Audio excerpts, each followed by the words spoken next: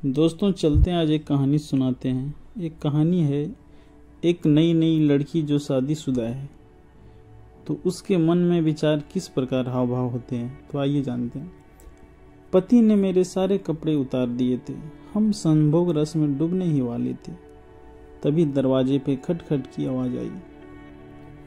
मन में बहुत गुस्सा हुई, आखिर किसे मौत आ रही।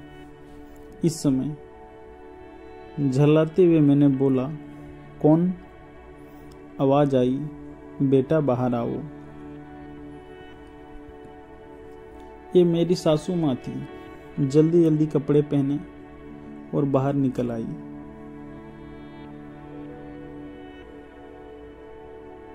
माँ ने बोला कि बाहर कुछ लोग मुंह दिखाई करने आए हैं, जल्दी से बाल ठीक करके आ जाओ।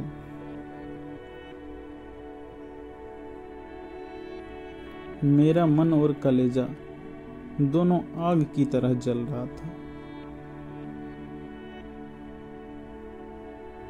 पर कर भी क्या सकती। मेरी शादी नई नई हुई थी। वे मन से जाके सबके पैर छुए और आशीर्वाद लिया, लेकिन ये सिलसिला रुका नहीं। मेरे पति की नाइट शिफ्ट ड्यूटी रहती, रात भर वो ऑफिस रहते, लेकिन मेरा मन का प्रेम की ज्वाला जल ही रही थी। एक ही समय होता था हमारे समागम का, वो भी दोपहर में खाने के बाद, जब वो सोने जाते, लेकिन उसमें भी कुछ ना कुछ काम पकड़ा दिया जाता।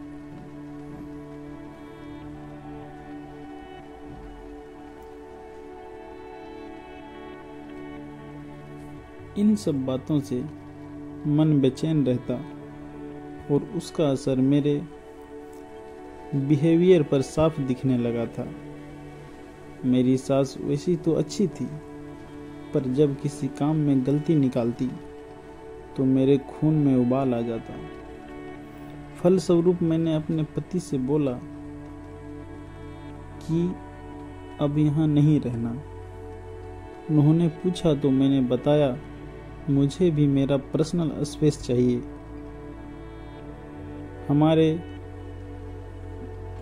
हमारे बीच कुछ हो नहीं पाता। काम करूं तो माँ कुछ ना कुछ दिक्कत कर देती है।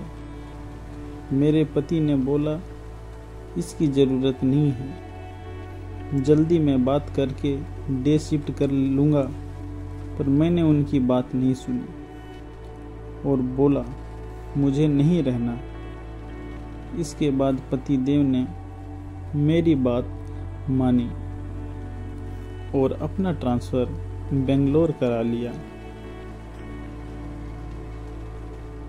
एक नया घर, नई जिंदगी की शुरुआत। ऐसा लग रहा था जैसे मानो पिंजरे में से आजाद हो गई हूँ। धीरे धीरे बेंगलोर में सबसे पहले संभोग समस्या का हल निकल गया, क्योंकि ये एक स्त्री के उतना ही जरूरी है जितना इंसान के लिए पानी। फिर मैंने गृहस्थी बसाई। बर्तन धोने की मशीन, कपड़े धोने की मशीन, हर तरह की सुख सुविधा की। शुरुआती जीवन तो अच्छा कट रहा था, लेकिन 2 वर्ष बीतने के बाद जिंदगी में एक उदासीनता आने लगी। घर में सारी सुख सुविधा होते हुए भी ऐसा लगता था कि जिंदगी खोखली है। और अब बेंगलोर में 3 वर्ष हो गया था। रहते रहते सोसाइटी में दोस्त तो बहुत बन गए थे, लेकिन उन दोस्तों से असल दोस्ती वाली फीलिंग ही नहीं आती थी। जैसे कि जिसे अपना समझ के देखूं, बांटा जा सके, जिससे अपना दुख बांटा जा सके। एक दिन खाने के दौरान पतिदेव बोले कि 1 महीने के लिए माँ आना चाहती है और मैंने उनकी टिकट करा दी है। अंदर से तो बुरा लगा, यार फिर से पिंजरे में बंद रहना पड़ेगा, लेकिन इस पर मैं कुछ बोल भी नहीं सकती थी।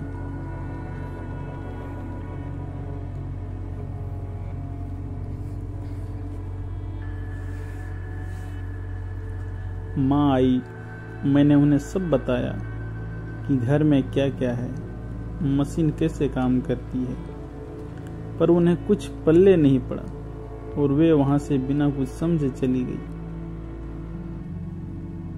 एक हफ्ते तो माँ ने जैसे तैसे काट लिया और फिर बोली, बहू जब तक मैं हूँ तुम एक धोबी का और एक बर्तन धोने वाली का इंतजाम कर दो, क्योंकि तुम्हें मशीन से धुले बर्तन और कपड़े मुझे सही नहीं लगते। और हमने ऐसा किया। धोबी और दाई दोनों रख लिए। सुबह दाई आ जाती, सास और दाई दोनों मिलकर गप्पे मारते।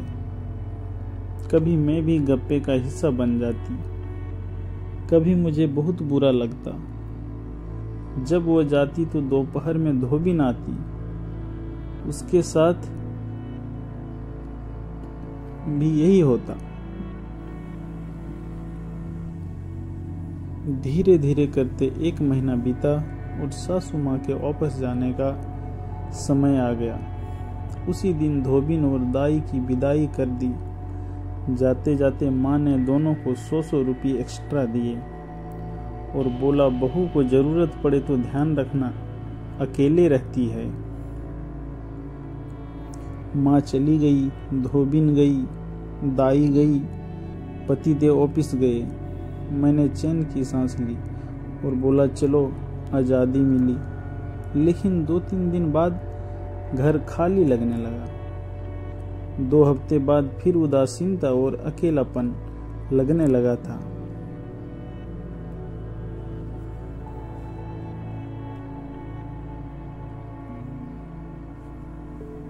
ये वो पल था जो मुझे समझ आया कि घर में सभी सुख सुविधा होने के बाद भी खुशी क्यों नहीं मिलती। उसका कारण यही था क्योंकि घर में कोई अपना कहने वाला नहीं था। मैंने अपने पति से बोला कि मैं वापस जाना चाहती हूँ।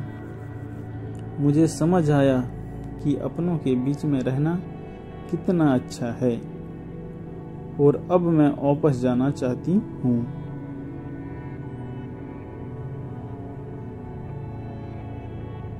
आज मैं 3 वर्ष से सास ससुर के साथ हूँ और मुझे इस बात की खुशी है कि मैं अब अपनों के साथ में हूँ। मेरी तरह ना जाने कितनी लड़कियां हैं जो घर से दूर, सास ससुर से दूर रहना चाहती है और रहती भी है। लेकिन एक बात 100% सच भी है कि वो अंदर से खुश नहीं रह सकते। तो दोस्तों, आपके पास कितने भी धन दौलत हो, अगर आपको अच्छे से परिवार की खुशी ना मिले तो आप कहीं भी नहीं रह सकते। तो कैसी लगी हमारी स्टोरी हमें ज़रूर बताएं।